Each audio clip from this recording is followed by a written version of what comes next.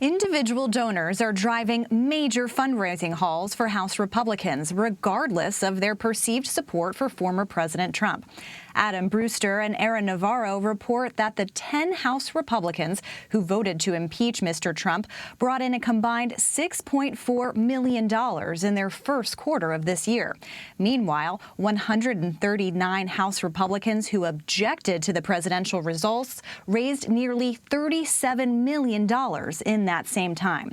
And for more, Adam joins me now. He's a CBS News political reporter. Adam, thanks for being here. And I know you've been crunching these FEC numbers. So who are some of the lawmakers who objected to the 2020 results, who took in some of the biggest hauls in this first quarter?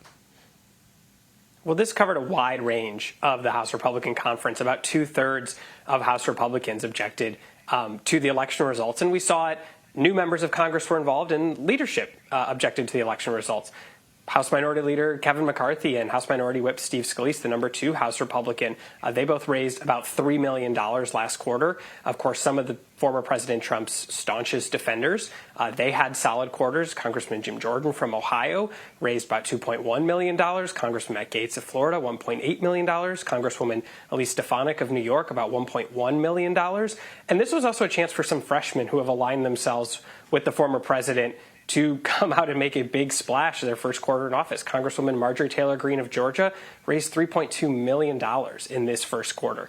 Congressman Madison Cawthorn, a freshman from North Carolina, raised about $1 million, and Congresswoman Lauren Boebert from Colorado raised about $850,000. Now, it is worth noting, we looked at those members of Congress who were also in office in 2019 and who raised money in the first quarter or had started their campaigns. Of those 109 members who objected to the election who were raising money in the first quarter of 2019, 49 saw a boost in fundraising during this year's first quarter, which means more than half saw their numbers go down. Of course, fundraising fluctuates quarter to quarter for any number of reasons, but we did see more than 30 members saw their fundraising of the first quarter of this year versus the first quarter of 2019 fall by more than 50%. So while there were some people who posted very strong numbers, there were some members who saw their fundraising numbers dip.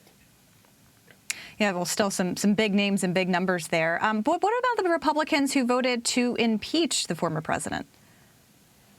Right. There were a lot of questions. What would the future be like for those 10 House Republicans who voted to impeach the former president? But they, as a whole, did well. Their median donation actually was higher than the median donation by about 3.5 times greater than the members who objected to the election results. Congresswoman Liz Cheney had a record $1.5 million quarter. Congressman Adam Kinzinger from Illinois raised $1.1 million. Of the 8 members who were around in 2019 and raising money or in office, they all saw their fundraising numbers go up. So it just shows the draw that former President Trump has for money for those who support him and for those who want to see the Republican Party go in a different direction. And Adam, what was striking to me is that we're not in an election year. In fact, we're coming off a big election where people were presumably asked for money all the time. So why is it clear that now that there seems to be more money coming in from individual donors? Right. That was why we looked back to compare to the first quarter of 2019. And what we saw this time was a larger share of the money coming from individuals, about 47% of the money in 2019 among the lawmakers who were around and who objected to the election results this time. About 47% of their money came from individuals, and this time it was about 70% of the money. So a huge spike in donations, from individuals. I talked to Matt Gorman, who's a Republican strategist, used to work for the House Republicans campaign arm, and he pointed to a couple of differences compared to 2019.